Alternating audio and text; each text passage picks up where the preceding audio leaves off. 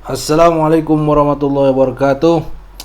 Jadi selamat datang ke pengajaran versi video pula. Okey, tak kelakar. Okey, so selamat datang ke pengajaran versi video untuk chapter yang terakhir, iaitu chapter ke-12 di dalam Principles of Management. Okey. Jadi tanpa kita membuang masa, kita akan tengok slide apa ni? Tajuk untuk chapter 12 ni ialah Foundations of Control. Okay, ni berkenaan dengan, kalau masa awal-awal kita belajar pasal management ni, kita ada belajar process of management ni lah. Okay, kita start with planning, organize, leading, dan juga yang terakhir sekali ni ialah control lah. So kali ni kita nak tengok apa benda yang ada pasal foundations of control ni. So first kali kita akan tengok definition of control lah. So kalau kita tengok kat slide ni, dia kata the process of monitoring activities to ensure that they are being accomplished as planned and of correcting any significant deviation.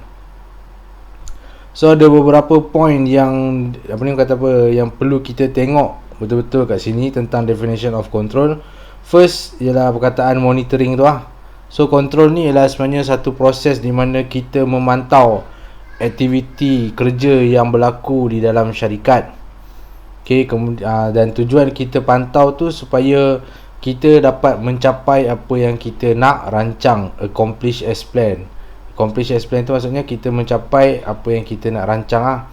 Dan kemudian kita nak membetulkan sebarang perbezaan yang ketara yang berlaku dalam kerja yang kita buat. Itu untuk maksud correcting any significant deviation lah. Okay, membetulkan sebarang perbezaan yang tak sama dengan apa yang kita rancang dan kemudian kita nak betulkan. So, what is the importance of control? Apakah kepentingan control ni?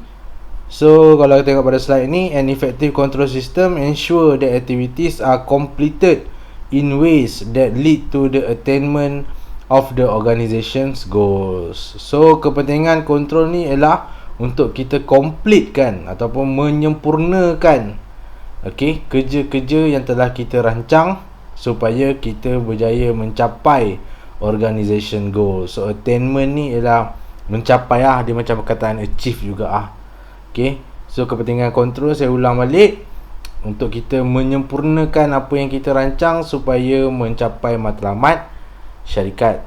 So sekarang ni kita nak tengok ke bahagian the control process pula.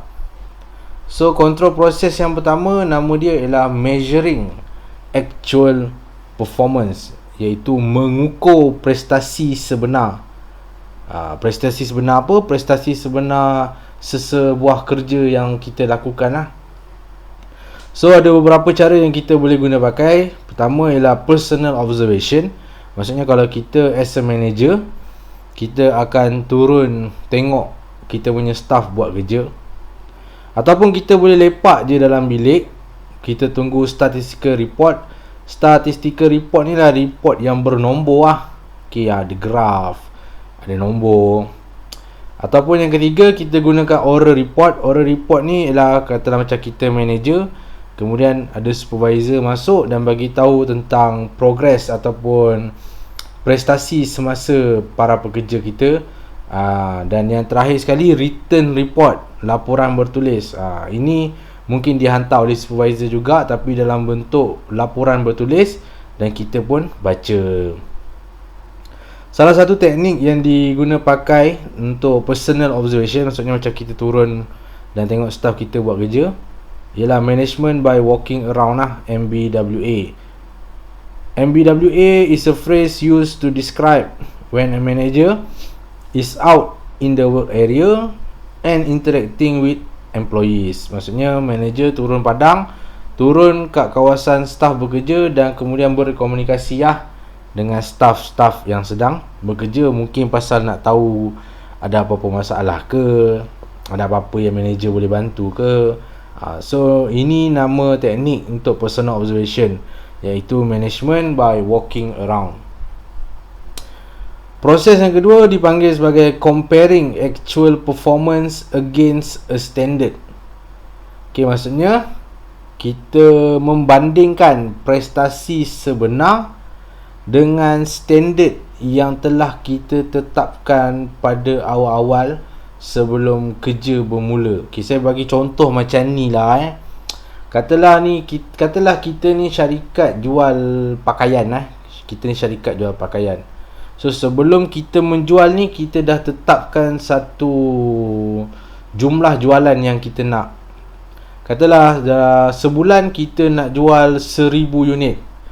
So apa yang kita tetapkan ni, inilah yang kita panggil sebagai standard. Sesuatu yang mesti kita capai. Dan kemudian katalah kita target untuk jual, standard kita ialah 1000 unit. Sekali tiba-tiba kita hanya berjaya jual 800. So itu dah dikira tak mencapai standard. So macam mana kita nak buat comparison? Kita boleh tengok comparison based on budget. Ni salah satu contoh budget. Maksudnya kalau budget ni contohnya macam kos pengeluaran sesuatu produk. Adakah kita mengikut seperti yang telah kita tetapkan?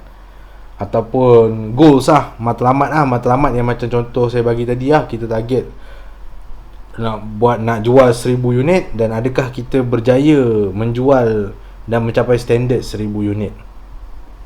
Okey, range of variation ni pula. Okey, julat perbezaan.